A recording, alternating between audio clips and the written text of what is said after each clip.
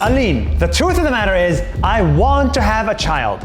And I don't want to force you to have my child. I really don't want to do that. So at the end of the day, it's whether I have a child with you or with somebody else. At this point in my life, I do not want a child. So if you want a child that badly, I guess it needs to be with someone else. And I guess this is the end for us. The end for us.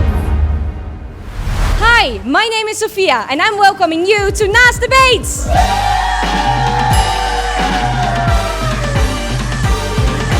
Today's debate is a little bit different than the usual. It's Alyne versus Nuseir debating, should we have kids or not? What's a little bit different is that there is no voting. Today's debate is not to hurt or offend anyone. It's Alyne and Nuseir voicing their personal opinions. And now it is time to start the debate. Alyne, you may begin. Hello everybody, my name is Alyne and I have never wanted children since I was born. As a young child, I remember thinking, I don't understand why people keep having kids when there's so many kids in the foster care system that would love to be adopted. So my stance today is that we should adopt instead of having biological children, and that also having children is very stressful and difficult, especially for the women, mentally, physically, and emotionally, and I don't know if I have capacity to be in a motherhood role for the rest of my entire whole life. Nuseir, let us know what you have to say on that. Hello everybody. It's no surprise. I would like to have kids. I would like to bring a human to this planet, specifically 3 humans to this planet. I think it's a wonderful project. It's a wonderful endeavor. I think there's nothing more meaningful than bringing a human to the world. And I would like to do that with a person that I respect the most, which is Alyne. And now, let the debate begin! So Alyne, I never thought I had to debate this so publicly, but I don't think it's a problem to want to have kids. I don't think it's a sin to want to have kids. In fact, I think if you have good genetics like you do, and maybe I have good genetics, I think we should populate the world with more humans that are responsible, that care about the world, and that can do great things. So I would like to have 3 kids in my life. And that's that. I think it's great that you want to have kids, and if you want to have kids, you should have them. But when you have kids, you cannot control the outcome. You never know what your kid's going to be. You know, so many religious people or pastors have kids, and then they're gay or they're transgender, and then the pastor's like, oh my God, what have I created? And you know, for you, the equivalent could be that you have, you know, a non-progressive child or a Republican.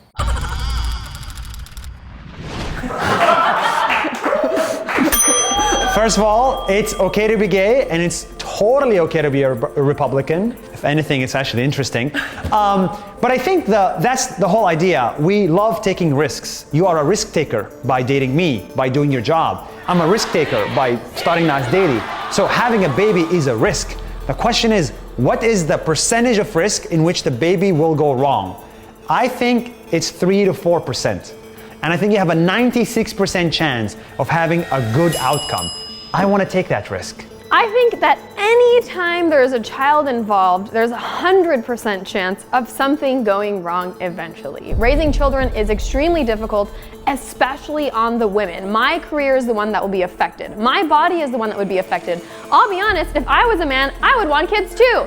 I don't have to do anything except hang around. If I babysit the kid one time, I'm a hero. But being a woman, it's a much, much harder thing, and all of the pressure, emotional, mental, and physical, is going to go on me. I don't disagree. So I'm not here to tell everybody in the world to have kids. I'm here looking at our unique situation, and I believe we are able to have kids. Why? You have good genes. You're beautiful and smart. But 2, we are able to get help in raising the child. Yes, I may not be there all the time, but we can afford a maid. We have your parents, my parents, friends. We have a great supportive community around us. It takes a village to raise a kid, and I want a village to raise my kid, not just you. What about you? When you mentioned people helping to raise the child, you didn't mention yourself, which is actually my primary concern. So what's your role going to be in raising this child? My role in raising the child is in the inception, and that's it. I'm joking. It's a joke. Yes, I may not be able to commit to the child 15 hours a day. I do believe in having kids and having a career at the same time. And especially for women, it's really important we normalize having both. Actually, what you're saying is very dangerous for women because we all believe having a child should be, your life should be centered around your child. I don't believe that. It is possible to have a child while keeping a career going. Believing something doesn't make it true. The truth is that it's much harder for women when it comes to children. The world is very, very slowly progressing towards equity. Even in countries like Sweden, I get messages from women who are like, here it's supposed to be equal, but even though I have a caring partner, the truth is the majority of the stress and pressure and work falls on me. And that's part of the issue, is if the realisticness of situations are not being acknowledged and there's no clear delivery of what value you are going to provide other than hiring nannies. First of all, dating me should be clear that anything I get my head into, I want to micromanage it. I want to make sure it's perfect. From a video to a company to a trip to a relationship. I'm not saying I want to have kids today.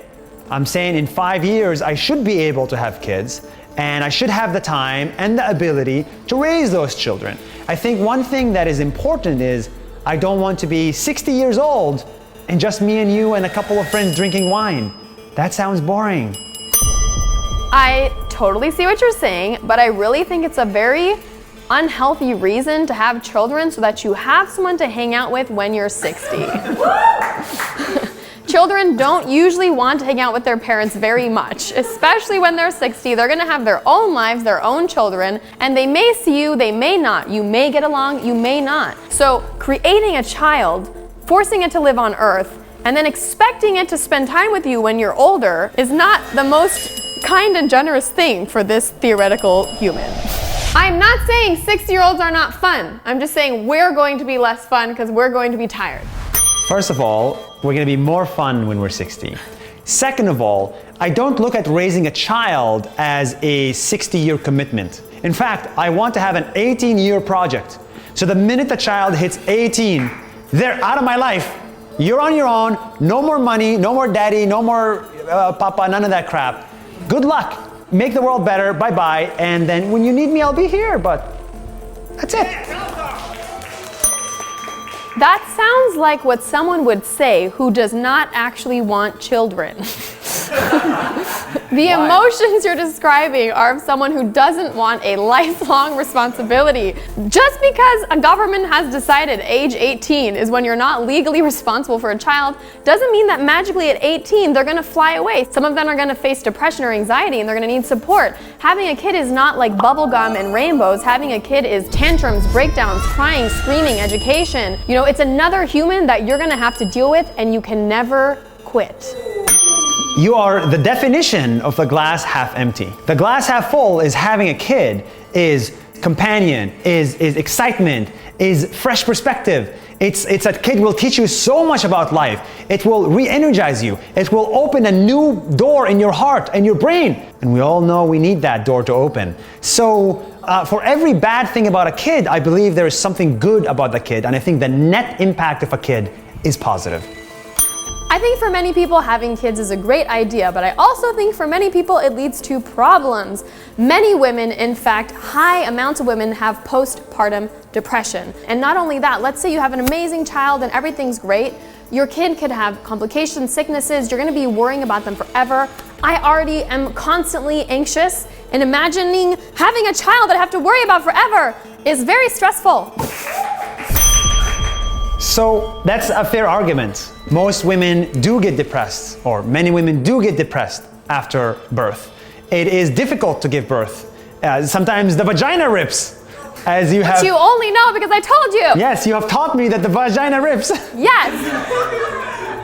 That's why having kids should not be a forced decision. Having kids should be a conversation. If for you kids is a no deal, no bueno, for me kids is a no deal, no bueno, then at some point it makes no sense for me to depress you for the rest of your life with kids from me. It's better that we take separate ways. My answer is that I would never want to force someone to not have children. If you want to have children, you should have children. But I would also not want to force the person who is going to take the brunt of the effort to have children as well. And I also don't think it's fair for a child to exist in a world where they're not 100% wanted and where there's not going to be 100% effort put into their life. And based on your lifestyle, I genuinely can't imagine you're going to have the capacity, time, or energy to invest in raising a kid the way they need. So yes, you don't want to force me to do things. I don't want to force you to do things. So what do we do? I think we should adopt. Okay, so we can start with adopting Only adopt. a 10-year-old, a 7-year-old, 6-year-old kid. Why are we choosing the age? Because we skip the hardest years. And then if we like the adoption process, if we end up breaking up, I'll take the kids. No, you can be a free woman. That's not fair. You can go to Santorini and do whatever you want. That's not fair to children. You can't give a child a mother figure and then remove the mother figure. That's going to scar them. That's the point. They will be scarred.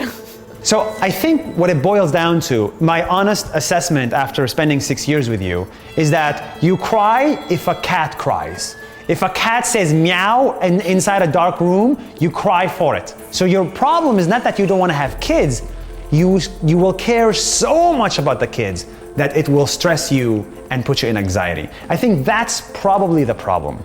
I'm sure that's part of it. I'm sure that's a big part of it. And then based on me and my nervous system and how it works, I would need a partner who I feel is invested and I can depend on emotionally. And while you have many amazing qualities, which is why we've been together for 6 years, I don't know if like emotional things are your forte. And that's where I would need a huge amount of endless support that would probably frustrate you. You don't even like texting me when we're traveling separately.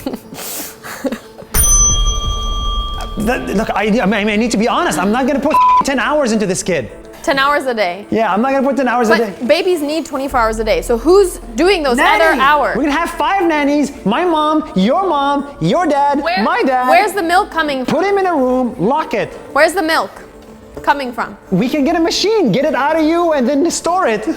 Yeah, get it out of me, exactly. I have to sit and have it sucked out of my body. Look, like when it comes to involvement, I mean, I wanna be involved. I wanna be involved when it matters, but I'm not gonna be there 10 hours and I don't think,